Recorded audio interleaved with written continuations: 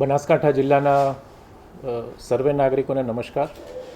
ભારત સરકાર અને રાજ્ય સરકારની સૂચના મુજબ આવતીકાલે સાંજે 4 વાગ્યાના રોજ સમગ્ર બનાસકાંઠા જિલ્લામાં ઓપરેશન અભ્યાસ અંતર્ગત 3 જેટલા સ્થળોએ પૂર્વ તૈયારીના ભાગરૂપે મોક ડ્રીલ યોજાવાની છે.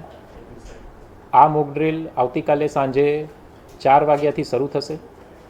આ ઉપરાંત ઓપરેશન અભ્યાસ અંતર્ગત પૂર્વ તૈયારીના ભાગરૂપે સમગ્ર જિલ્લામાં આવતીકાલે સાંજે 7:45થી 8:15 સુધી, એટલે કે 7:45થી 8:15 સુધી 30 મિનિટ સુધી બ્લેકઆઉટ માટેની અપીલ કરવામાં આવે છે.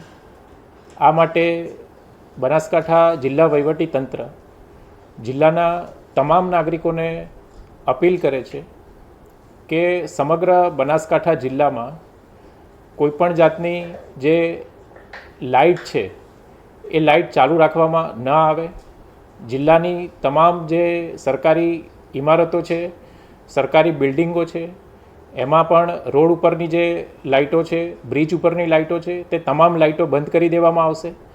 આ ઉપરાંત સરકારના સમર્થન માટે જિલ્લાના તમામ નાગરિકોને હું ફરીવાર અપીલ કરું છું કે આવતીકાલે 7:45થી 8:15 વાગ્યા સુધી સમગ્ર બનાસકાંઠા જિલ્લામાં ઓપરેશન અભ્યાસ અંતર્ગત બ્લેકઆઉટ હોવાથી નાગરિકો સામે ચાલી અને પોતાના ઘરની કોમર્શિયલ જે કોમ્પ્લેક્સ છે, ફેક્ટરીઓ છે, ઇન્ડસ્ટ્રી છે, એ તમામ જે વિસ્તારો છે એમાં લાઇટ બંધ રાખે.